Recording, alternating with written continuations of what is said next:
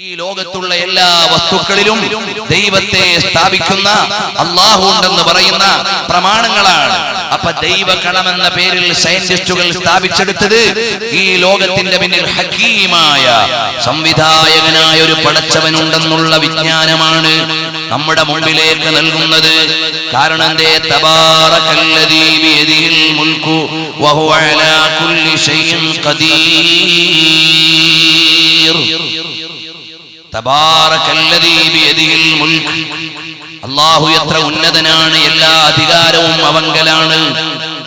ഒരു ഐക്യരാഷ്ട്ര സെക്രട്ടറിക്കുമില്ല, ഇന്ത്യൻ പ്രധാനമന്ത്രിക്കുമില്ല, കേരള മുഖ്യമന്ത്രിക്കുമില്ല. അതിനേക്കാളൊക്കെ സുപ്രീം അതോറിറ്റിയും ഭരണവും ആരുടെ കയ്യിലാണ്? ബിയദിഹിൽ മുൽക്കു വഹുവ അലാ കുല്ലി ഷൈഇൻ ഖദീർ. എല്ലാത്തിന്റെയും കഴിവുള്ളവൻ അവനാണ്. ഇടുക്കി ഡാമിലെ വെള്ളം കുറഞ്ഞപ്പോൾ ലോഡ് ഷെഡിങ് കൊണ്ടുവരികയല്ലാതെ ശൂന്യതയിൽ നിന്ന് ഒരു തുള്ളി വെള്ളമുണ്ടാക്കാൻ മുഖ്യമന്ത്രിക്ക് കഴിയില്ല. അവിടുന്ന് മറ്റ് ഡാമിൽ വെള്ളം കുറഞ്ഞപ്പോൾ അള്ള കൊടുക്കുന്ന മഴയുടെ കണക്കനുസരിച്ച് വെള്ളം പിടിച്ചു വെക്കുകയല്ലാതെ ഒരൽപ്പം മഴയൊന്ന് അധികരിപ്പിക്കാൻ കേരളത്തിന്റെ ജലസേചന വകുപ്പ് മന്ത്രിക്ക് അധികാരമില്ല. കിട്ടിയ മഴ നനയുകയല്ലാതെ വേറെ മഴ ഉണ്ടാക്കാൻ സാധ്യമല്ല. ഇന്നാ അൻസൽനാ മിനസ് സമാഇ മാഅ. ആരാണ് ആകാശത്തുനിന്ന് വെള്ളം ഇറക്കുന്നവൻ? ഇറങ്ങിയ വെള്ളം നനയുകയല്ലാതെ വേറെ ഞങ്ങൾക്ക് കേരളത്തിൽ ഇപ്പോൾ ഇരുട്ടിലായി പോകും. കുറച്ചു മഴ കൂടി ഞങ്ങൾക്ക് വേണം. ഒരു നിവേദനവും ഇല്ല, കംപ്ലൈന്റും ഇല്ല. നിങ്ങൾ ആലോചിച്ചു നോക്കൂ, പടച്ചവന്റെ മുമ്പിൽ പഞ്ചപുച്ഛമടക്കി നിൽക്കുകയല്ലേ നമ്മളെല്ലാം. ആകാശഭൂമികളിലുള്ളത് മുഴുവനും അല്ലാഹുവിന്റെ സ്തോത്രം വാഴ്ത്തുകയാണ്. അതാണ് ഇവിടെ നടന്നുകൊണ്ടിരിക്കുന്നത്. നിങ്ങൾ ആലോചിച്ചു നോക്കൂ സഹോദര, ലോകം എല്ലാം അങ്ങനെയാണ്. എടപ്പാളങ്ങാടിയിൽ എന്തെങ്കിലും ഒരു കശപിശയുണ്ടായാൽ പിറ്റേന്ന് പിക്കറ്റിംഗ് വന്നു, മാർച്ച് വന്നു, എല്ലാം വന്നു.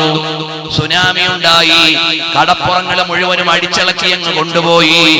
ഒരു ഓഫീസിലും ധർണയില്ല, ഒരു ഓഫീസിലേക്കും മാർച്ചില്ല, പ്രതിഷേധ സംഘടനകളില്ല, ആക്ഷൻ കൗൺസിലുകളില്ല. കാരണം എന്തേ? പരമാധികാരിയായ പടച്ചവന്റെ തീരുമാനമാണ്.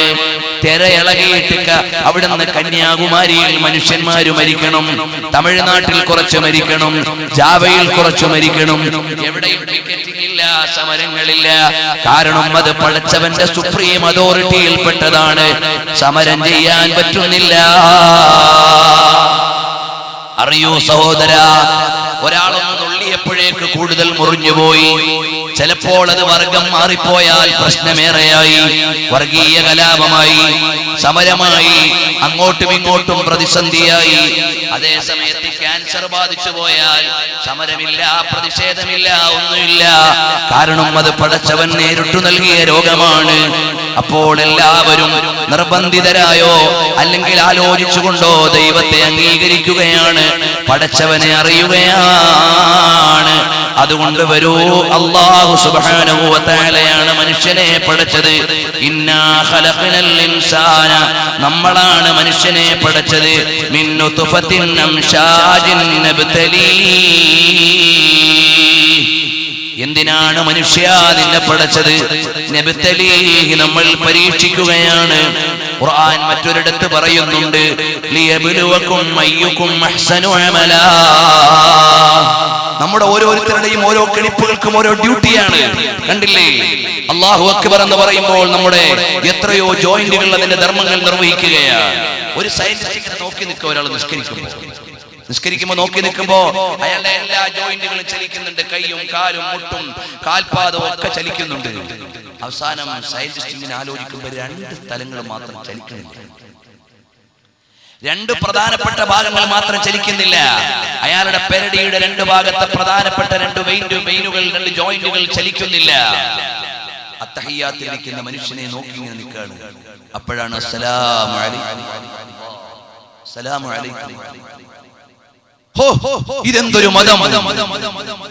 ഉടനെ അയാൾ അത്ഭുതപ്പെട്ടിട്ട് ചോദിക്കുകയാണ്, മനുഷ്യ ശരീരത്തിലെ ജോയിന്റുകൾ മുഴുവനും കൃത്യമായ അനുപാതത്തിൽ വിരലിന്റെ മടക്കുകൾ കൃത്യമായി ഒന്ന് ചലിപ്പിക്കാൻ സുജൂദിൽ കാലുവെക്കുന്ന രീതി, കൈകെട്ടുന്ന സമയത്ത് കൈയുടെ ജോയിന്റുകൾ ചലിപ്പിക്കാനുള്ള സംവിധാനം, ഇതെല്ലാം അടയാളപ്പെടുത്തി വെച്ചവൻ ആരാണ്? മാ ഖലഖത ഹാദാ ബാത്തിലാ സുബ്ഹാനക ഫഖിനാ അദാബന്നാർ. ഇസ്ലാം ചിന്തയുടെ മതമാണ്, മതമാണ്.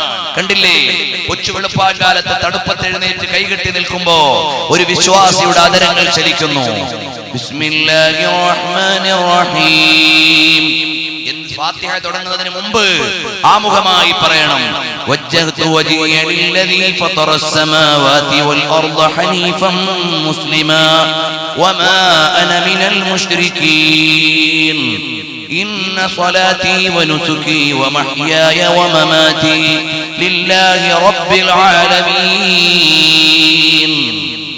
وجهت وجهي للذي പടച്ചവനെ നിന്നിലേക്ക് ഞാൻ മുന്നിട്ടിരിക്കുകയാണ്. എന്റെ മുഖം മാത്രമല്ല, ഹോളി ഞാൻ മുഴുവനും മുന്നിട്ടിരിക്കുന്നു. ലില്ലദീ ഫതറസ് സമാവാതി വൽ അർദ ഹനീഫൻ മുസ്ലിമാ, അന്യൂനമായി പാകപ്പിഴവുകളില്ലാതെ ആകാശഭൂമികളെ ആകാശമണ്ഡലങ്ങളെ എത്ര മനോഹരമായി സംവിധാനിച്ചിരിക്കുന്നു. നിങ്ങൾ ആലോചിച്ച് നോക്കൂ സഹോദരങ്ങളെ, പ്രോട്ടോണിന്റെ കണക്കുകൾ അല്ലെങ്കിൽ നമ്മുടെ ന്യൂക്ലിയസിനെ കുറിച്ച് പഠിച്ചാൽ ഏഴുകൾ ഒരുപാട് കാണാൻ പറ്റും. ഏഴുകളുടെ ലോകം, ന്യൂട്രോണും പ്രോട്ടോണും പോസിട്രോണും ന്യൂക്ലിയസും ഒക്കെ കൃത്യമായി പഠിച്ചാൽ ഏഴുകളുടെ ഒരുപാട് അനുപാതങ്ങൾ കാണാം. അല്ലാഹു സുബ്ഹാനഹു വ തആല 7 സ്ഫിയറുകളെ, 7 മണ്ഡലങ്ങളെ സൃഷ്ടിച്ചു. അതിലെവിടെയെങ്കിലും ന്യൂനതയുണ്ടോ? ഒരു ന്യൂനതയും കാണാനില്ല. അപ്പോൾ വിശ്വാസിയായ ഒരു മനുഷ്യൻ വെളുപ്പാൻ കാലത്ത് എഴുന്നേറ്റ് നിന്ന് വജ്ജഹ്തു വജ്ഹിയ ലില്ലദീ ഫതറസ് സമാവാതി വൽ അർദ ഹനീഫൻ മുസ്ലിമാ, ആകാശഭൂമികളെ അന്യൂനമായി പടച്ചവൻ, ആകാശഭൂമികളെ അന്യൂനമായി സൃഷ്ടിച്ചവൻ, അവന്റെ മുമ്പിലാണ് ഞാൻ നിൽക്കുന്നത്. എത്രമാത്രം യൂണിവേഴ്സൽ ടച്ചുള്ള ആരാധന! ഒരു മനുഷ്യൻ രാവിലെ നിന്ന് എനിക്ക് അത്താഴപ്പട്ടിണിയാണ്, അല്ല, ഞാനൊരു കിളയക്കാരനാണ്, പറമ്പിലേക്ക് പോവാണ്, അല്ല, ഞാൻ ഈ പ്രപഞ്ചത്തിന്റെ ഭാഗമാണ്, ഞാനൊരു പ്രൊക്ലമേഷൻ നടത്തുകയാണ്. എന്ത്? വജ്ജഹ്തു വജ്ഹിയ ലില്ലദീ ഫതറസ് സമാവാതി വൽ അർദ ഹനീഫൻ മുസ്ലിമാ. ഞാൻ ഏതെങ്കിലും ഒരു പ്രതിഭാസത്തെ, പ്രതിഷ്ഠയെ, പ്രമേയത്തെ അല്ല ആരാധിക്കുന്നത്. ഞാൻ ആരുടെ മുമ്പിലാണ് നിൽക്കുന്നത്? രാജാധിരാജനായ പടച്ചവന്റെ മുമ്പിൽ. ജലസേചന വകുപ്പ് മന്ത്രിയുടെ മുമ്പിൽ കൊണ്ടുപോയി സിവിൽ സപ്ലൈസിന്റെ അപേക്ഷ കൊടുക്കാൻ പറ്റൂല. എഡ്യൂക്കേഷൻ മിനിസ്റ്ററുടെ മേശപ്പുറത്തേക്ക് ക്രിമിനൽ കുറ്റത്തിന്റെ ഫയൽ കൊണ്ട് കൊടുക്കാൻ പറ്റൂല. എല്ലാം ഡിപ്പാർട്ട്മെന്റുകളായി തിരിച്ചിരിക്കുന്നു. അതിന് താഴേക്ക് എത്രയോ ഉദ്യോഗസ്ഥന്മാർ. ഇപ്പോഴൊക്കെ എല്ലാ പോലീസ് സ്റ്റേഷനിലും ഗമയോടെ കയറി ചെല്ലാമെന്ന് ഗവൺമെന്റ് ആവശ്യപ്പെടുന്നു. അവിടെ ഇരിക്കുന്നവരുടെ ഗമ കുറച്ച് കുറയുകയും കൂടി ചെയ്താലേ നിയമം സംരക്ഷിക്കപ്പെടൂ. അപ്പൊ ഏതായാലും ശരി, അങ്ങനെ പുതിയ പുതിയ സംവിധാനങ്ങളൊക്കെ വന്നാലും ഞാൻ നിൽക്കുന്നത് ആരുടെ മുമ്പിലാണ്? ഇല്ലദീ ഫതറസ് സമാവാതി വൽ അർദ ഹനീഫൻ മുസ്ലിമാ. ആകാശം, പടച്ചോൻ ആകാശം ഇങ്ങനെ പടച്ചത് ശരിയായില്ല എന്ന് പറയാൻ ആരെങ്കിലും ലോകത്ത് വന്നോ? ഇല്ല. പടച്ചോന് 2 സൂര്യൻ അങ്ങ് പഠിച്ചുകൂടായിരുന്നു. എന്നാ പിന്നെ ഇലക്ട്രിസിറ്റിയുടെ യാതൊരു പ്രോബ്ലം ഉണ്ടായിരുന്നില്ലല്ലോ. പകലൊരു സൂര്യൻ, രാത്രി ഒരു സൂര്യൻ. ആരെങ്കിലും പറഞ്ഞോ? ഇല്ല, ആരും കംപ്ലൈന്റ് ചെയ്തില്ല. എന്നാൽ പിന്നെ ഇവിടെ കലാപങ്ങളും മനുഷ്യന്മാര് പകല് പ്രവർത്തിക്കുന്നത് കൊണ്ടല്ലേ രാത്രി കൃത്രിമം ചെയ്യുന്നത്. അതുകൊണ്ട് ഇവിടെ പകല് വേണ്ട. പകല് ആക്ടിവിറ്റീസ് നടക്കുന്നത് കൊണ്ടാണല്ലോ രാത്രിയിൽ പ്രശ്നങ്ങൾ ഉണ്ടാകുന്നത്. ഇവിടെ കമ്പോളങ്ങളെല്ലാം മരിച്ചു കിടന്നാൽ രാത്രി കുരുമാലുണ്ടാക്കാൻ ആളുണ്ടാവില്ല. കാരണം ഒരു വീട്ടിൽ ഒരു സാധനം ഉണ്ടാവില്ല, പ്രശ്നങ്ങളൊന്നും ഉണ്ടാവില്ല. അപ്പൊ ആക്റ്റീവായ ഡേറ്റയും അതിനെ അങ്ങ് കൊന്നുകളഞ്ഞാൽ, ഇനാക്റ്റീവായ മറ്റൊരു ഭാഷയിൽ പറഞ്ഞാൽ രാത്രി വേണ്ടായിരുന്നു. അതുകൊണ്ട് 24 hours കണ്ടിന്യൂസ് നൈറ്റ്, 24 മണിക്കൂർ രാത്രി ആയിക്കോട്ടെ. ആർക്കെങ്കിലും പരാതി ഉണ്ടോ? ഇല്ല. പടച്ചവൻ ഈ മൂക്കിങ്ങനെ താഴോട്ട് വെച്ചത് എന്തിനാ? നമുക്ക് മൂക്ക് ചീറ്റുന്ന സമയത്ത് കൈപിടിച്ച് നിൽക്കുകയൊന്നും വേണ്ടല്ലോ. ചൂടാക്കി അന്തരീക്ഷത്തിലേക്ക് അങ്ങ് പോകുമായിരുന്നല്ലോ. മേലോട്ട് മൂക്കായിരുന്നെങ്കിൽ ആർക്കെങ്കിലും വല്ല കംപ്ലൈന്റ് ഉണ്ടോ? കംപ്ലൈന്റ് പറഞ്ഞാൽ മഴ പെയ്യുമ്പോൾ കുടുങ്ങിപ്പോകും, പഞ്ഞിയും കൊണ്ട് നടക്കേണ്ടി വരും. അപ്പൊ ശ്വാസം മുട്ടിപ്പോവുകയും ചെയ്യും. അപ്പൊ മൂക്ക് മേലോട്ടായിരുന്നെങ്കിൽ എന്ന് ചിന്തിക്കാൻ മനുഷ്യനില്ല. അല്ലാഹു സുബ്ഹാനഹു വ തആല സൃഷ്ടിച്ചതിലെ ന്യൂനത എന്ന് പറയാൻ ആരുമില്ല. ഫതറസ് സമാവാതി വൽ അർദ ഹനീഫൻ മുസ്ലിമാ. ഹനീഫൻ മുസ്ലിമാ, യാതൊരു ന്യൂനതയുമില്ലാതെ വളരെ കൃത്യമായി ആകാശഭൂമികളെ സൃഷ്ടിച്ച പടച്ചവന്റെ മുമ്പിൽ ഞാൻ നിൽക്കുകയാ. നിങ്ങൾ ആലോചിച്ചു, വമാ അന മിനൽ മുശ്രികീൻ. അവനോട് എനിക്കൊരു ധർമ്മമുണ്ട്, അവന്റെ വ്യക്തിത്വത്തെ കളങ്കപ്പെടുത്താൻ പാടില്ല. നല്ലൊരു മുഖ്യമന്ത്രി നന്നായി കേരളം ഭരിക്കുന്നു, അയാളെ ചീത്ത പറയാൻ പാടില്ല. ഇല്ല, ഇതിന്റെ അർത്ഥം ഞാൻ ഏതെങ്കിലും ഒരു മുഖ്യമന്ത്രിയെ പ്രൈസ് ചെയ്തു നിങ്ങൾ ആരും പറയണ്ട. മുഖ്യമന്ത്രി എന്ന ടേമിനെയാണ് ഞാൻ പറയുന്നത്. അപ്പോ അല്ലെങ്കിൽ രാഷ്ട്രീയക്കാർ വിചാരിക്കും ഞാൻ ഒരു പാർട്ടിയുടെ മുഖ്യമന്ത്രിയെ പ്രൈസ് ചെയ്തു. ഇല്ല, ഒരു നല്ല മുഖ്യമന്ത്രി ആരോ ആകട്ടെ, എനിബഡി ആരായാലും ശരി, അയാൾ നല്ലതുപോലെ ഭരിക്കുകയാണ്, ഒരു പ്രശ്നമില്ല, അയാളെ ചീത്ത പറയേണ്ടതില്ല. എന്നാൽ എല്ലാം അന്യൂനമായി എനിക്ക് നൽകിയവൻ, ഈ ലോകത്തെ മുഴുവനും സംവിധാനിച്ചവൻ, അവനോട് എനിക്കൊരു കടപ്പാടുണ്ട്. അവന്റെ പേഴ്സണാലിറ്റിയെ, അവന്റെ വ്യക്തിത്വത്തെ കളങ്കപ്പെടുത്താൻ പാടില്ല. അവന്റെ വ്യക്തിത്വം എന്താണ്? അൽ വാഹിദ് അൽ ഖഹാർ. അല്ലാഹു ഏകനാണ്, പടച്ചവനാണ്, അവനൊറ്റയാണ്, അവൻ ഏകനാണ്. രണ്ട് പടച്ചവനുണ്ടായാൽ നമ്മുടെ നാട്ടിലെ പോലെ ആയി പോകും തീരുമാനങ്ങൾ. ഒരു മുഖ്യമന്ത്രി ഓർഡർ ഇടും, അടുത്ത മുഖ്യമന്ത്രി ഉദ്ഘാടനം ചെയ്യും, അടുത്ത മുഖ്യമന്ത്രിയുടെ ഉദ്ഘാടനം എടുക്കുന്ന സമയത്ത് ഇലക്ഷൻ ആയി പോകും, നെക്സ്റ്റ് മുഖ്യമന്ത്രി വന്നിട്ട് പേര് വെക്കും. പാലങ്ങൾ അങ്ങനെയാവും, കോലങ്ങളും അങ്ങനെയാകും. ഏതായാലും ശരി, പ്രിയപ്പെട്ട സഹോദരങ്ങളെ, ഇതുപോലെ മാറ്റങ്ങളും ഗതിമാറ്റങ്ങളും ഒക്കെ ഉണ്ടാകും. ഭരണപക്ഷം നിയമം കൊണ്ടുവരും, പ്രതിപക്ഷം എതിർക്കും. അപ്പൊ ലോകത്തിന്റെ സംവിധാനം ഇനി എവിടെങ്ങാനും രണ്ട് പടച്ചോണം കൂടെ ഉടക്കിപ്പോയാൽ ഒരു ദിവസം പകല് വേണ്ടാന്ന് വെക്കും. നമ്മൾ എത്ര ബന്ധുക്കളാണ് നടത്തിയിരിക്കുന്നത്. ഗവൺമെന്റിനെ പ്രതിഷേധിച്ചിട്ട് എത്ര ബന്ധും ഹർത്താലും നടത്തി. രണ്ട് പടച്ചവന്മാരിൽ ഒരു പടച്ചവനെങ്ങാനും ബന്ധു നടത്തിയിട്ട് വെള്ളമോ പകലോ സൂര്യനോ എങ്ങാനും തൽക്കാലം ഒന്ന് ബ്ലോക്ക് ചെയ്താൽ മനുഷ്യ ജീവിക്കാൻ കഴിയില്ല. അപ്പൊ അള്ളാഹുവിന്റെ മൗലികമായ വിശ്വാസം, അല്ലാഹു അഹദ്, അല്ലാഹു ഏകനാണ്. അപ്പോൾ അള്ളാഹുവിനോട് പറയാ, വമാ അന മിനൽ മുശ്രികീൻ. അല്ലാഹുവേ, നിനക്ക് ഞാൻ പങ്കുകാരെ ചേർക്കുന്നതല്ല, നീ ഏകനാണ്. ഇന്ന സ്വലാത്തി വനുസുകി വമഹ്യായ വമമാതി. എന്റെ ആരാധനകളും എന്റെ കർമ്മങ്ങളും എന്റെ സാഷ്ടാംഗങ്ങളും എന്റെ കർമ്മങ്ങളും വിക്രയങ്ങളും മുഴുവനും അല്ലാഹുവേ നിനക്ക് വേണ്ടിയാണ്. റബ്ബിൽ ആലമീൻ. നീ ലോകത്തിന്റെ മുഴുവനും പരിപാലകനാണ്, നീ ലോകത്തിന്റെ മുഴുവനും പരിപാലകനാണ്. ചില ഗവൺമെന്റുകൾ പല പ്രൊജക്ടുകളും തുടങ്ങിയിട്ടിട്ട് മുബീങ്ങിലെത്തുമ്പോഴേക്ക് ഭരണം കഴിഞ്ഞു, 5 കൊല്ലത്തെ ഭരണേ ഉള്ളൂ. അപ്പൊ സ്മാർട്ട് സിറ്റിയുടെ SM മാത്രമേ വരൂ, ആർട്ട് പോലും വരില്ല. അവിടെ കിടക്കും. കാരണം ഭരണപക്ഷം ഉണ്ടാക്കിയത് പൂർത്തീകരിക്കാൻ കഴിഞ്ഞിട്ടില്ല, 5 കൊല്ലത്തെ വാലിഡിറ്റിയേ ഉള്ളൂ. പ്രതിപക്ഷം വരുമ്പോഴോ കഴിഞ്ഞ ഗവൺമെന്റ് വെച്ച പദ്ധതി എവിടെ ഇരിക്കട്ടെ, നമുക്ക് പുതിയതുണ്ടാക്കാം. അങ്ങനെ എങ്ങാണമായിരുന്നു പടച്ചവന്റെ ഭരണമെങ്കിൽ മനുഷ്യൻ ചിലപ്പോ ജനിക്കുന്ന സമയത്ത് ജന്മമെടുക്കുന്നതിന്റെ പകുതി തല മാത്രം ഉമ്മാന്റെ ഗർഭാശയത്തിൽ നിന്ന് പുറത്തു വരുമ്പോ പടച്ചവന്റെ ഡ്യൂട്ടി കുറഞ്ഞു പോയാൽ എന്തായിരിക്കും ഗതി? അപ്പൊ അങ്ങനെ മാറുന്നവനല്ല റബ്ബിൽ ആലമീൻ. അല്ലാഹു തആല പരിപാലകനാണ്, കൃത്യമായി ലോകത്തെ പരിപാലിക്കുന്നവൻ. അവിടുന്ന് ക്രമാനുഗതമായി ആവശ്യമുള്ളത് മുഴുവനും നൽകുന്നവൻ അവനാണ് അല്ലാഹു സുബ്ഹാനഹു വ തആല. അതുകൊണ്ട് അവനിലേക്ക് എത്തിച്ചേരണം, അവനെ മനസ്സിലാക്കാനുള്ള ചിന്തയാണ്. ഇന്നാ ഖലഖനൽ ഇൻസാന മിൻ നുത്ഫത്തിൻ അംശാജിൻ നബ്തലീഹി വജഅൽനാഹു സമീഅൻ ബസീറാ. മനുഷ്യ, നിന്നെ സൃഷ്ടിക്കുകയും നിനക്ക് കേൾവിയും കാഴ്ചയും നൽകുകയും ചെയ്തത് അവനാണ്. ഗർഭത്തെ ശിശുവിന് അല്ലാഹു തആല ഒരു സംവിധാനം വെച്ചിട്ടുണ്ട്. പ്രസവം ഒരു രോഗമല്ല, പ്രസവം പ്രകൃതിപരമായ ഒരു രീതിയാണ്, പ്രജനനത്തിന്റെ പ്രകൃതി ഘടനയാണ്. ഇന്ന് ഉമ്മമാര് മനസ്സിലാക്കിപ്പോയി പ്രസവം ഒരു രോഗമാണ്, അതുകൊണ്ടാണ് ഈ സിസേറിയൻ കൂടുന്നത്. ഇത് പ്രകൃതിപരമായ ഒരു പ്രതിഭാസമാണ്. കുറച്ചു വേദനയും പ്രയാസങ്ങളും ഒക്കെ ഉള്ളതാണെന്ന് മാത്രമേ ഉള്ളൂ. അത് പ്രകൃതിപരമായ ഒരു സിസ്റ്റമാണ്, അല്ലാതെ ഒരു രോഗമല്ല. പ്രസവം രോഗമല്ല, പ്രസവം ചികിത്സ ആവശ്യമുള്ളതല്ല, പ്രസവം അതിന്റെ ക്രമാനുഗതമായ ശുശ്രൂഷകൾ ആവശ്യമുള്ളതാണ്. പക്ഷെ ആ ഒരു ടൈമിനെ നമ്മൾ മാറ്റി. അതുകൊണ്ട് തന്നെയോ ഇപ്പോൾ കുഞ്ഞു ജനിക്കാൻ തുടങ്ങി, ഗർഭാശയത്തിൽ കുട്ടി ജനിക്കാൻ തുടങ്ങി, മെൻസസ് ബ്ലോക്കായി എന്നറിഞ്ഞാൽ പിന്നെ നേരെ ഡയറക്റ്റ് ഹോസ്പിറ്റൽ. എന്താ, ഞാൻ രോഗിയായി എന്ന ചിന്തയിലാണ്. മെഡിക്കൽ സ്റ്റോറുകളും നമ്മുടെ സ്പെഷ്യാലിറ്റി ഹോസ്പിറ്റലുകളും ഗൈനക്കോളജിസ്റ്റുകളും ഇരയെ കാത്തിങ്ങനെ ഇരിക്കുകയാണ്. ഓക്കെ, ഓരോ മാസവും വരുന്നു. ഇതൊരു പ്രകൃതിപരമായ സംവിധാനമാണ്. എന്തുകൊണ്ട് അങ്ങനെ കാണാൻ നമുക്ക് കഴിയുന്നില്ല? ഇത് പറയുമ്പോൾ ഉമ്മാമാര് കംപ്ലൈന്റ് ചെയ്യും, മൊയ്ലിയാർക്ക് വഴുതു പറഞ്ഞു പോവാ, പ്രസവിക്കുന്ന വേദന ഞങ്ങൾക്ക് അറിയാം. എന്നാൽ കഴിഞ്ഞുപോയ പ്രസവങ്ങൾ, നമ്മൾ ജനിച്ച ജന്മങ്ങൾ, ഇന്നലെ കഴിഞ്ഞുപോയ കോടിക്കണക്കിന് ജനങ്ങൾ, ഇന്നും ഹോസ്പിറ്റലില്ലാത്ത ഗ്രാമങ്ങൾ. ഇതൊരു പ്രകൃതിപരമായ സംവിധാനമാണ്. അത് കാണുന്നിടത്ത് മലയാളി പിന്നോട്ട് പോയി. മലയാളി വിചാരിച്ചു അവന്റെ ക്രെഡിറ്റിനും അവന്റെ ഇമേജിനും അവന്റെ സ്റ്റാറ്റസിനും അവന്റെ സ്പ്രേയുടെ മണത്തിന്റെ ഊക്കത്തിനും അനുസരിച്ചുള്ള ഹോസ്പിറ്റലുകൾ വേണം. 1-ാം മാസം മുതൽ 2-ാം മാസം മുതൽ വേണം. നമ്മൾ തീരുമാനിച്ചു.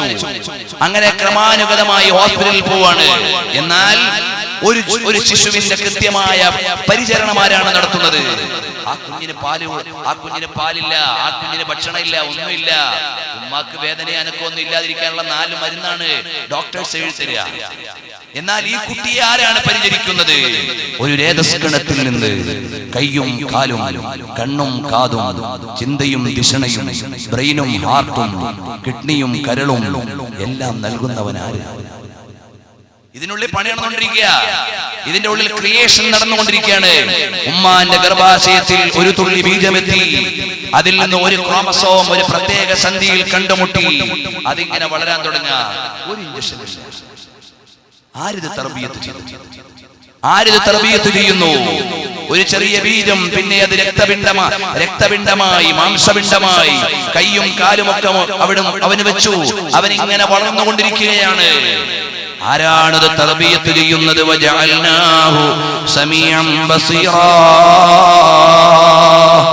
അതിനെ സംവിധാനിച്ചവൻ അല്ലാഹുവാണ്. പ്രസവ വേദനയായി ഉമ്മാക്ക് അല്പമൊക്കെ സഹിക്കേണ്ടി വരും. വേദന സഹിച്ച് പെറ്റ മക്കളുടെ ബന്ധം അങ്ങനെയല്ലാതെ ഒന്നും അറിയാതെ പ്രസവിച്ച മക്കൾക്കുണ്ടാവില്ല. അപ്പൊ ഉമ്മാന്റെ പള്ളയിൽ ഡോക്ടറുടെ അടുക്കലേക്ക് ചെന്നു. ഡോക്ടറുടെ അടുക്കൽ ചെന്നപ്പോൾ പറഞ്ഞു, കുട്ടി തിരിഞ്ഞു കിടക്കുകയാണ്, നോർമൽ ഡെലിവറി ഉണ്ടാവില്ല.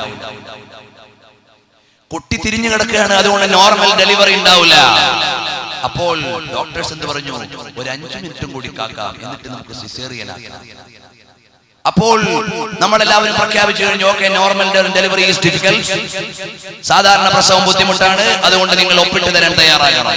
എന്നാൽ ഇവിടെയുള്ള ഡോക്ടറുടെ കയ്യിൽ 2-3 ഉപാധികളെ ഉള്ളൂ. ഒന്നെന്താണ്? നോർമലായി കുട്ടി സമയത്ത് ഇറങ്ങി വരുമ്പോൾ പിടിച്ചിങ്ങെടുക്കുക. അത് ഡോക്ടറുടെ ഒരു ഡ്യൂട്ടിയാണ്. രണ്ടാമതായി കുട്ടി നോർമലായി കിടക്കല്ല, കുട്ടി തിരിഞ്ഞു കിടക്കുകയാണെങ്കിൽ ഗർഭാശയത്തിന്റെ ഉള്ളിലേക്ക് ഒരു ഉപകരണം ഇട്ട് ആ കുട്ടിയുടെ തലയിൽ പിടിച്ച് താഴേക്ക് ആക്കുക. സാധാരണ പ്രയോഗിക്കുന്ന ഒരു രീതിയാണ്. ഇവിടെ അത് സംബന്ധമായി നല്ല ഒരു ഹോസ്പിറ്റൽ ഉള്ള സ്ഥലമാണ് എടപ്പാൾ. ഈ വിഷയമായി നെഗറ്റീവ് ഓർ പോസിറ്റീവ് എനിക്കറിയില്ല, ഞാൻ മാഗസിനുകളിൽ വായിച്ചിട്ടുണ്ട് എടപ്പാളിലെ ഒരു ഹോസ്പിറ്റലിനെ കുറിച്ച്. അപ്പൊ ഏതായാലും ശരി, എങ്ങനെയാകട്ടെ, ഞാൻ അതിനെ വിചാരണ ചെയ്യുന്നില്ല. അപ്പോൾ അങ്ങനെ കുഞ്ഞിന്റെ തലയിൽ പിടിച്ചുകൊണ്ട് സിസേറിയൻ ഇല്ല എന്ന് തീരുമാനിക്കാൻ ഒരു ഉപകരണം, ഒരു കൊടിൽ, ഒരു ചവണ പോലുള്ള സാധനം കുട്ടിയുടെ തലയിലേക്ക് ഇട്ട് പിടിച്ചിട്ട് താഴ്ത്തു. അത് ചിലപ്പോൾ കുട്ടിയുടെ ബ്രെയിനിന് തകരാറുണ്ടാകും, ചിലപ്പോൾ മാതാവിന്റെ ഗർഭാശയത്തിന് പ്രശ്നമുണ്ടാകും. അങ്ങനെയൊക്കെ പ്രതിസന്ധികൾ ഉണ്ടാകാവുന്ന രീതിയാണ്. മൂന്നാമത്തെ മാർഗമാണ്, അതൊന്നും അറിയണ്ട, ജസ്റ്റ് ഓപ്പൺ ദി വോം, എന്നിട്ട് പള്ള തുറന്ന് കുട്ടിയെ പുറത്തേക്ക് എടുക്കുക. ഈ 3 മാർഗങ്ങളാണ് ഒരു ഡോക്ടറുടെ മുമ്പിലുള്ളത്. എന്നാൽ ഇതിന്റെ ഉള്ളിൽ കിടക്കുന്ന കുട്ടി ആരാണ്? വജഅൽനാഹു സമീഅൻ ബസീറാ. കേൾക്കാൻ പറ്റുന്ന കുട്ടിയുണ്ടതിൽ. പക്ഷെ ആ കുട്ടിയുടെ ലാംഗ്വേജിൽ സംസാരിക്കണം. നമ്മുടെ നാട്ടിൽ ഒരു ചൈനക്കാരൻ വന്നു എടപ്പാൾ അങ്ങാടിയിൽ വണ്ടി ബ്ലോക്ക് ആക്കിയിട്ട് അയാൾ ചായ കുടിക്കാൻ പോയി. ചൈനക്കാരൻ. അയാളോട് വാട്ട്സ് യുവർ നെയിം എന്ന് ചോദിച്ചാൽ അയാൾ ഹോങ് ഹോ എന്ന് പറയും. കാരണം ചൈനീസ് ലാംഗ്വേജ് എങ്ങനെയാണ്, ചൈനയിൽ ഒരു നദിയുടെ പേരെങ്ങനെയാണ്. അപ്പൊ ചുരുക്കി പറഞ്ഞാൽ അയാൾക്ക് അതേ അറിയൂ. നമ്മളെല്ലാവരും കൂടി മാലപ്രോപ്പിക് മലയാളത്തിലോ ഇനി നല്ല ഇംഗ്ലീഷിലോ അറബിയിലോ ഒക്കെ പറഞ്ഞാലും അയാൾക്ക് മനസ്സിലാവില്ല. അയാൾ ചൈനീസ് ലാംഗ്വേജ് മാത്രമേ അറിയൂ. നമുക്ക് കാര്യമില്ല. അവസാന ആംഗ്യവും ഒക്കെ കാണിക്കേണ്ടി വന്നേക്കാം. അങ്ങനെ നടക്കൂ. അതേ സമയത്ത് ഗർഭസ്ഥ ശിശുവിനോട് സംസാരിക്കാൻ നമുക്ക് കഴിയണം. അതിനെന്ത് വേണം? ഇന്ന് റിമോട്ട് സംവിധാനം എന്റെ കയ്യിലിരിക്കുന്ന ഈ നോട്ട് പാഡ്, ഇതിൽ നിന്ന് എനിക്ക് പ്രിന്റ് എടുക്കണമെങ്കിൽ വയർലെസ് പ്രിന്റർ ഉള്ള കാലം, ഞാനിവിടെ ജസ്റ്റ് പ്ലേ ചെയ്താൽ മതി. ഞാനിവിടെ ഉപയോഗിച്ചുകൊണ്ടിരിക്കുന്ന മാറ്റർ പ്രിന്റ് ഔട്ടായി അവിടെ ഇരിക്കുന്ന പ്രിന്ററിലൂടെ പുറത്തേക്ക് വരും. അങ്ങനത്തെ ഒരു കാലം. അല്ലാഹു സുബ്ഹാനഹു വ തആല എങ്ങനെയാണ് നാളെ കിതാബ് കൊണ്ടുവരിക എന്ന് നമ്മളൊക്കെ പേടിച്ചിരുന്നു. അമ്മാമൻ ഊതിയ കിതാബഹു ബിയമീനിഹി, പടച്ചവനെ മഹ്ശറയിലുള്ള ബുക്ക് സ്റ്റാൾ എത്ര വലുതായിരിക്കുന്നു ചില ആളുകൾ ചിന്തിച്ചു. കാരണം എന്താ, പഞ്ചായത്തിലുള്ള ആധാരത്തിന്റെ പുസ്തകങ്ങൾ തന്നെ എത്ര പേജ് പഴക്കം മറിച്ച് പഴകി വലിയ തടിച്ച പുസ്തകങ്ങളാണുള്ളത്. അത് നമ്മുടെ പഞ്ചായത്തിലെ വീടിന്റെ ആധാരവും പുരയിടത്തിന്റെ ആധാരവും മാത്രമാണ്. ഇക്കണക്കിന് ഒരു മനുഷ്യന്റെ ലൈഫ്, ലോങ് ലൈഫ് മുഴുവനും അടയാളപ്പെടുത്തിയ ജീവിത പുസ്തകം പടച്ചവനെ എത്ര വലിയ ഏരിയ വേണ്ടി വരും. നമ്മൾ ആലോചിക്കും, യൂസുഫ് അലിയുടെ മാളും തോറ്റുപോകും എന്ന് നമ്മൾ വിചാരിച്ചിട്ടുണ്ടാവും. ഇല്ല, കാലം മാറി. ഇന്ന് എഴുതി വെക്കാൻ നമ്മുടെ ഓരോരുത്തരുടെയും കയ്യിലുള്ള മൊബൈലിലെ ചിപ്പിന്റെ ബാക്കിലുള്ള ഒരു വരയിൽ ആ ഒരു വരയിൽ എത്രയെല്ലാം ഡേറ്റകൾ ഒതുക്കി വെച്ചിരിക്കുന്നു. അല്ലാഹു തആല നമുക്ക് ചിന്തിപ്പിക്കാൻ വേണ്ടി നൽകിയതാണ്. അമ്മാമൻ ഊതിയ കിതാബഹു ബിയമീനി. ഇപ്പോൾ നിങ്ങൾ ആലോചിച്ചു, പുതിയൊരു പഠനം നടക്കുന്നുണ്ട്. കാരണം എന്താ, കമ്പ്യൂട്ടർ യൂസ് ചെയ്യുന്നതോറും അന്തരീക്ഷത്തിൽ ചൂട് കൂടുന്നുണ്ട്. കമ്പ്യൂട്ടറിന്റെ ചൂട് കൂടുന്നുണ്ട്, മൊബൈലിന്റെ ചൂട് കൂടുന്നുണ്ട്, ഊഷ്മാവ് ഉൽപ്പാദിപ്പിക്കപ്പെടുമ്പോൾ അതിനെ ഒന്ന് കൂളാക്കാൻ എന്ത് ചെയ്യണം? നമ്മുടെയൊക്കെ വണ്ടിയുടെ മുമ്പിൽ റേഡിയേറ്റർ സംവിധാനമില്ലേ? എഞ്ചിൻ പ്രവർത്തിക്കുമ്പോഴുള്ള ചൂടിനെ പ്രത്യേകമായ അനുപാതത്തിൽ തണുപ്പിക്കാനാണ് റേഡിയേറ്റർ സംവിധാനം. അപ്പോൾ റേഡിയേറ്റർ സംവിധാനം കമ്പ്യൂട്ടറിൽ കൊണ്ടുവരണോ വേണ്ടേ?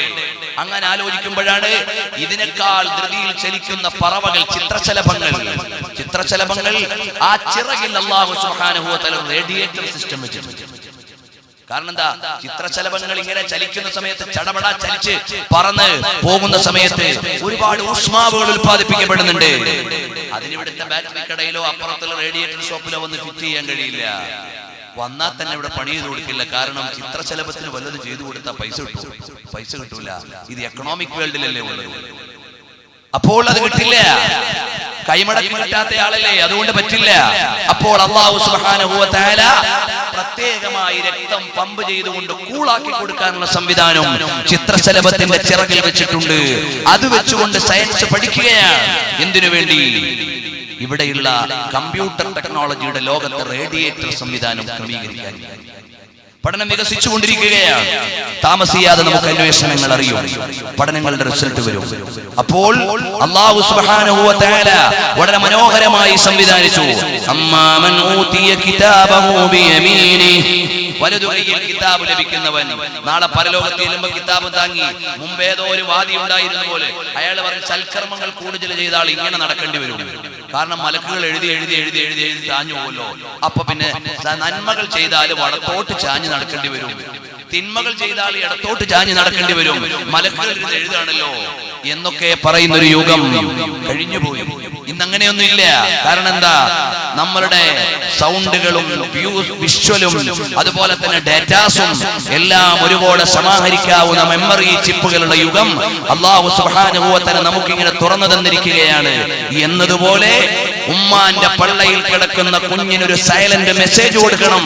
മോനെ, ഉമ്മ പ്രസവിക്കാൻ കിടക്കുക, ഒന്ന് നേരെ കിടന്നു കൊടുക്കും മോനെ. കാല് പറന്നവനാകാതെ നല്ല നേരെ ചൊവ്വയൊന്നും ഉമ്മയെ വേദനിപ്പിക്കാതെ പുറത്തേക്ക് വാ. ഈ കുട്ടിയോട് ആര് സംസാരിക്കും? ഈ സമം MC² പഠിച്ച ഗൈനക്കോളജിസ്റ്റിന് പറ്റുമോ?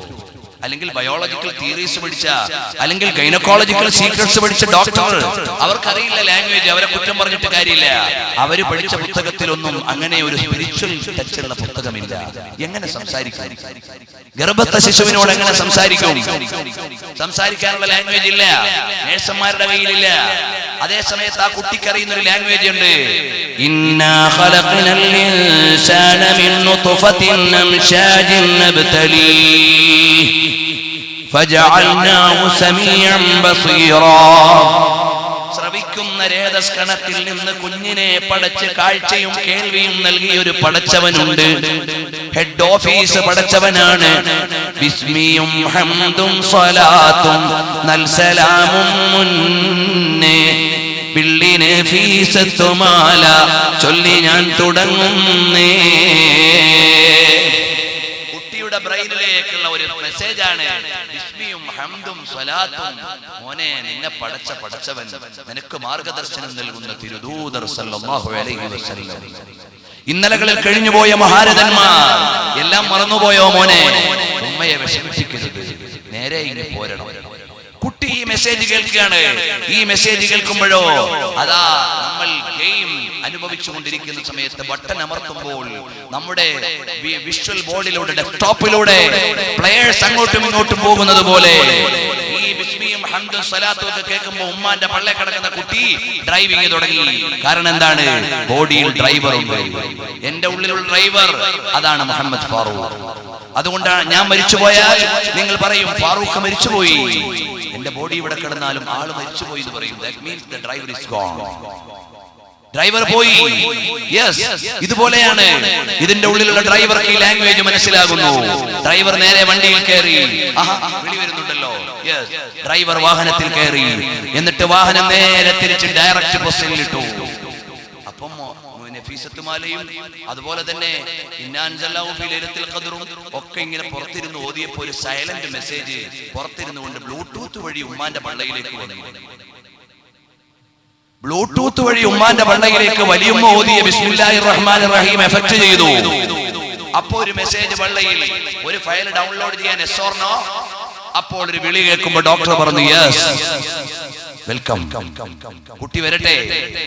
അപ്പൊ ഉമ്മാന്റെ ഗർഭാശയത്തിൽ നിന്ന് കുഞ്ഞ് സുതാര്യമായി പുറത്തേക്ക് വരുന്നു.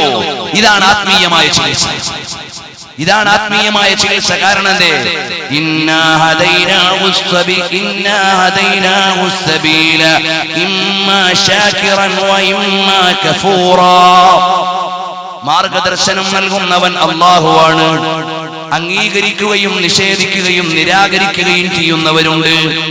നിന്റെ ഓണർ ആരാണ്, പടച്ചവൻ ആരാണ് എന്നറിയുന്ന ജനങ്ങളുണ്ട്. അറിഞ്ഞിട്ട് അതനുസരിച്ച് പ്രവർത്തിക്കുന്നവരുണ്ട്. അതുപോലെ തന്നെ അറിയാതെ മുന്നോട്ട് പോകുന്നവരുമുണ്ട്. വമാ ഊതീതും മിനൽ ഇൽമി ഇല്ലാ ഖലീലാ. നിങ്ങൾക്ക് എല്ലാ രഹസ്യങ്ങളും അറിയാൻ കഴിഞ്ഞുകൊള്ളണമെന്നില്ല. നിങ്ങൾക്ക് എല്ലാ സീക്രട്സുകളും അറിയാൻ കഴിഞ്ഞുകൊള്ളണമെന്നില്ല. കാരണം എന്തേ? ശാസ്ത്രലോകം മുഴുവനും പഠിച്ചു നോക്കിയിട്ടും സയൻസ് മുഴുവനും അന്വേഷിച്ചിട്ടും ഇതുവരെയും അവരുടെ എല്ലാ പഠനങ്ങളും എത്താൻ അവർക്ക് കഴിഞ്ഞിട്ടില്ല. ലോകത്തെ കുറിച്ച് മുഴുവനും അവർക്ക് പഠിക്കാൻ കഴിഞ്ഞിട്ടില്ല. രഹസ്യങ്ങൾ ഇനിയും ബാക്കിയാണ്. അത് മുഴുവനും പടച്ചു വെച്ചതാരാണ്? ജല്ല ജലാലുഹു അല്ലാഹുവാണ്. 4% of the person of the universe that we can observe. പ്രപഞ്ചത്തിന്റെ 4% നമുക്ക് നിരീക്ഷണ വിധേയമായിട്ടുള്ളൂ. 96% of the universe consists of dark matter, about which scientists know almost nothing. ശാസ്ത്രലോകത്തിനൊന്നും അറിയാത്ത, എങ്ങനെ പോണമെന്നറിയാത്ത, എങ്ങനെ വിലയിരുത്തണമെന്നറിയാത്ത ബ്ലാക്ക് മാറ്റർ നമുക്ക് വിസിബിൾ അല്ല, കാണാൻ പറ്റുന്നില്ല.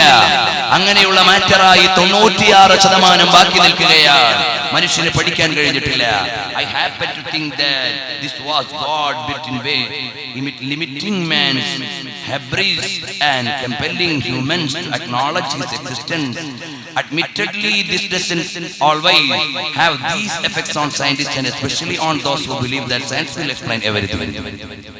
അല്ലാഹു സുബ്ഹാനഹു വ തആല പ്രപഞ്ചത്തിന്റെ പടച്ചവൻ ഒരു പ്രത്യേകമായ കീവേഡ് അതിന്റെ മുമ്പിൽ വെച്ചിട്ടുണ്ട്. അതിൽ നിന്ന് മനുഷ്യൻ അന്വേഷണത്തിന് പരിമിതി ഉണ്ടെന്നറിയാം. പടച്ചവനെ കുറിച്ച് ആലോചിക്കാൻ അവൻ ഒരുപാട് തലങ്ങളെ അല്ലാഹു സുബ്ഹാനഹു വ തആല അന്വേഷണത്തിന്റെ പരിധിയിൽ നിന്നും ബാക്കി വെച്ചിരിക്കുകയാണ്.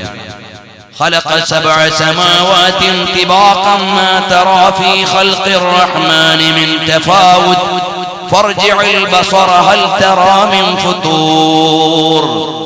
സഹോദരങ്ങളെ, ഇതെല്ലാം സംവിധാനിച്ചു വെച്ച പടച്ചവൻ ആകാശമണ്ഡലങ്ങളുടെയും ലോകഘടനകളുടെയും രീതികൾ മുഴുവൻ വളരെ കൃത്യമായി ക്രമീകരിച്ചിട്ടും അവിടെ എവിടെയെങ്കിലും ന്യൂനതകളോ വീഴ്ചകളോ അങ്ങനെ ആകേണ്ടിയിരുന്നില്ല എന്ന് പറയാൻ നമുക്ക് പറ്റുമോ? ബന്ദേ കോ ഖുദാ മത് കഹോ ബന്ദാ ഖുദാ നഹി ലേക്കിൻ ഫിർ ഭി ഖുദാ സേ ജുദാ ബന്ദാ നഹി. നീ സൃഷ്ടിയെ കുറിച്ച് സ്രഷ്ടാവെന്ന് വിളിക്കരുത്. ബന്ദേ കോ ഖുദാ മത് കഹോ, നീ സൃഷ്ടിയെ ദൈവമെന്ന് വിളിക്കരുത്. ബന്ദാ ഖുദാ നഹി, അടിമ ദൈവമല്ല, അടിമ ഉടമയല്ല, പടച്ചവനല്ല പടപ്പ്. അതുകൊണ്ട് നീ അതിൽ പെട്ടുപോകാൻ പാടില്ല. ലേക്കിൻ ഫിർ ഭി ഖുദാ സേ ജുദാ ബന്ദാ നഹി, നീ സൃഷ്ടിയാണെന്ന ബോധം, സൃഷ്ടിപ്പിനെ കുറിച്ചുള്ള അവബോധം എന്റെയും നിങ്ങളുടെയും മനസ്സിലുണ്ടാകണം. പ്രിയപ്പെട്ട സഹോദരങ്ങളെ, ഇതൊരു ലോകമാണ്, അന്വേഷണത്തിന്റെ ഒരു പ്രപഞ്ചമാണ്. അതുകൊണ്ട് ദൈവഗണത്തെ കുറിച്ചുള്ള അന്വേഷണങ്ങൾ അല്ലാഹുവിലേക്ക് നമ്മളെ വിളിക്കുകയാണ്. ശൂന്യതയിൽ നിന്നൊരു സയന്റിസ്റ്റ് ഒന്നും ഉണ്ടാക്കിയിട്ടില്ല. ഇല്ലായ്മയിൽ നിന്നൊരു കണിക പോലും ഉണ്ടാക്കാൻ സയൻസിന് കഴിഞ്ഞിട്ടില്ല. വെല്ലുവിളി ഒരിക്കൽ കൂടി വിളിച്ചു പറയാം. 2012 റമദാൻ പ്രഭാഷണത്തിന്റെ വേദിയിൽ വെച്ച് അന്ത്യനാൾ വരെയുള്ള സയന്റിസ്റ്റുകൾക്കെതിരെ ഒരു ചാലഞ്ച് ഉയർത്താം. ശൂന്യതയിൽ നിന്നൊരു കണിക പോലും ഉണ്ടാക്കാൻ ഒരു സയന്റിസ്റ്റിനും ഒരിക്കലും സാധ്യമേ അല്ല. ഈ വെല്ലുവിളി ഉള്ളിടത്തോളം കാലം ദൈവത്തെ കണ്ടുപിടിക്കാൻ, ദൈവത്തിന് പകരമാകാൻ, ദൈവത്തിലേക്ക് ഞങ്ങൾ കൃത്രിമമായി കടന്നു ചെന്നു എന്ന് പറയാൻ ശാസ്ത്രലോകത്തിന് കഴിയും. അതുകൊണ്ട് ഇവിടെയുള്ള ഓരോ കണ്ടെത്തലുകളും നമ്മൾ ചിലത് മാത്രമേ അറിയാവൂ. ഓരോ മേഖലയിലും അന്വേഷണം നടത്തുക. പക്ഷിശാസ്ത്രം, വാനശാസ്ത്രം, ഭൂമിശാസ്ത്രം, അന്തരീക്ഷ ശാസ്ത്രം, ഇതിലെല്ലാമുള്ള ഗവേഷണങ്ങൾ പഠിക്കാൻ നമ്മുടെ വിദ്യാർത്ഥികൾ വേണം. പഠിച്ചാൽ ഓരോ സ്ഥലത്ത് ചെല്ലുമ്പോഴും അവസാനം പറയും സുബ്ഹാനക മാ ഖലഖത ഹാദാ ബാത്തില. വിശ്വാസികളുടെ ലോകം എങ്ങനെയാ? റമദാൻ മാസമായാൽ പ്രത്യേകിച്ചും തഹജ്ജുദിന്റെ സമയത്ത് എഴുന്നേറ്റാൽ വിശ്വാസികളായ മനുഷ്യന്മാര് പറയും സുബ്ഹാനക മാ ഖലഖത ഹാദാ ബാത്തില സുബ്ഹാനക ഫഖിനാ അദാബന്നാർ. അല്ലാഹുവേ, ഇതൊന്നും നീ വെറുതെ പടച്ചതല്ല, ഇതിന് ഓരോ ലക്ഷ്യങ്ങൾ നീ വെച്ചിട്ടുണ്ട്, ഇതനുസരിച്ചുകൊണ്ടാണ് പടച്ചിട്ടുള്ളത്. മഹാന്മാരായ നമ്മുടെ ഇമാമുകൾ കാണിച്ചു തന്നതുപോലെ കാര്യങ്ങൾ അറിയാനും ആലോചിക്കാനും പഠിക്കാനും നമുക്ക് കഴിയണം. ഇതിന്റെ എല്ലാം ലക്ഷ്യം അല്ലാഹുവിലേക്ക് എത്തിച്ചേരലാണ്. ബഹുമാനപ്പെട്ട ഈസാ നബി അലൈഹിസ്സലാത്തു വസ്സലാം മരുഭൂമിയിൽ ഒരാളെ കാണുകയാണ്.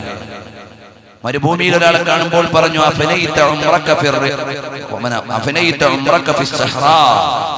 അല്ലയോ മനുഷ്യ, നീ നിന്റെ ജീവിതം മുഴുവനും ഈ മരുഭൂമിയിൽ കളഞ്ഞു.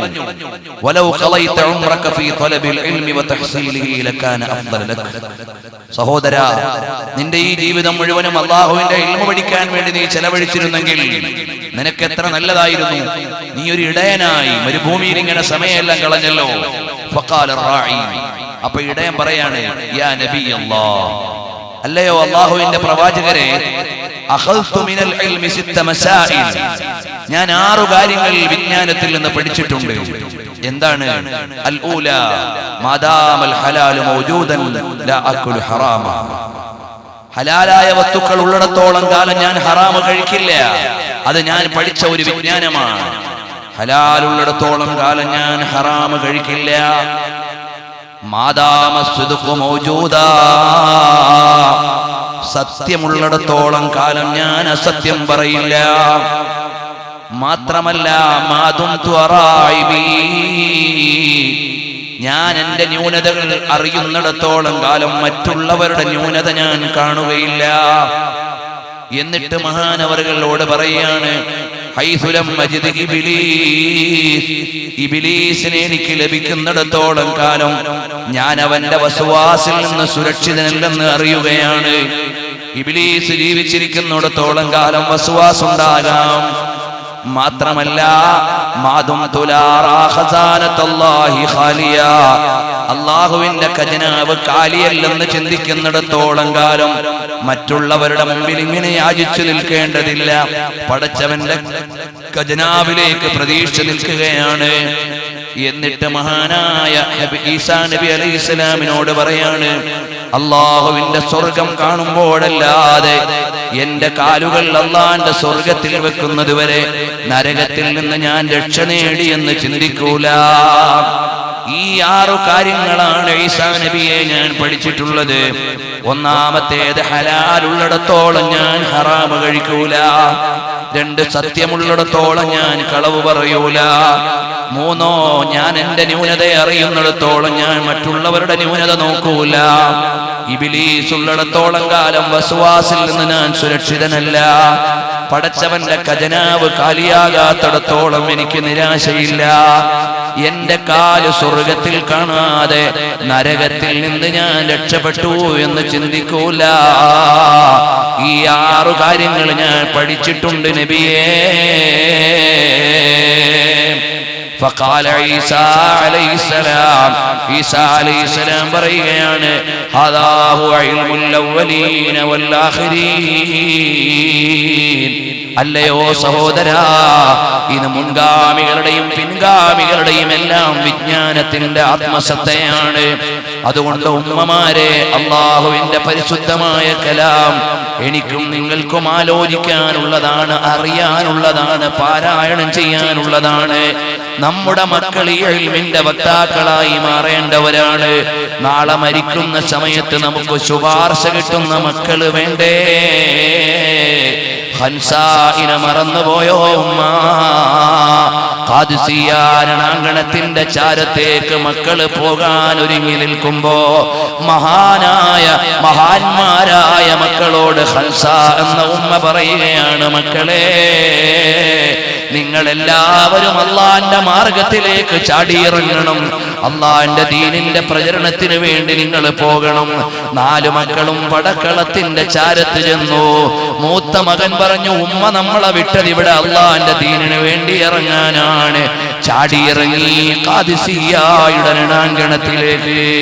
അപ്പൊ രണ്ടാമത്തെ അനുജന്നത പറയുന്നു, ഞാനും ഇറങ്ങാൻ, നമ്മുടെ ഉമ്മ പറഞ്ഞതല്ലേ, ദൗത്യം നിർവഹിക്കുകയാണ്. 4 മക്കളും ഖാദിസിയ്യയുടെ രണാങ്കണത്തിൽ വെച്ച് ഹൻസാഇന്റെ 4 മക്കളും അങ്ങ് മരണപ്പെട്ടു പോകുമ്പോ ഹൻസാ പാട്ടുപാടുകയാണ്, ഹൻസാ കവിത ചൊല്ലുകയാണ്. ഞാൻ 4 ശുഹദാക്കളുടെ ഉമ്മയാണ്, ഞാൻ 4 രക്ഷിതാക്കളുടെ ഉമ്മയാണ്. അതാ അസ്മാഉ ബിൻത് അബീ ബക്കർ റളിയല്ലാഹു അൻഹ സിദ്ദീഖുൽ അക്ബർ തങ്ങളുടെ മകളാണ്.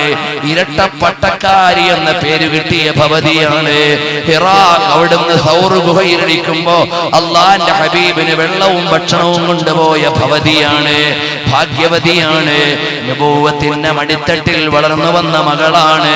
ഖിലാഫത്തിന്റെ അമരത്തിരുന്ന വാപ്പാന്റെ മകളാണ്. ധീരയോദ്ധാക്കളായ മക്കൾക്ക് ജന്മം നൽകിയ മഹദിയാണ്. അബ്ദുല്ലാഹ് ഇബ്നു സുബൈർ എന്ന മകൻ വരികയാണ്. ഉമ്മ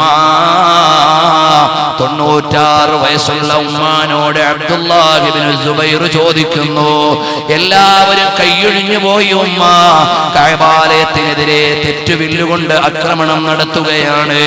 അതിന്റെ കല്ലുകൾ പൊടി പൊടിയാക്കാൻ ഇവിടുത്തെ ഭരണാധികാരി ശ്രമിക്കുകയാണ്. ഞാനെന്തോ വേണം ഉമ്മ?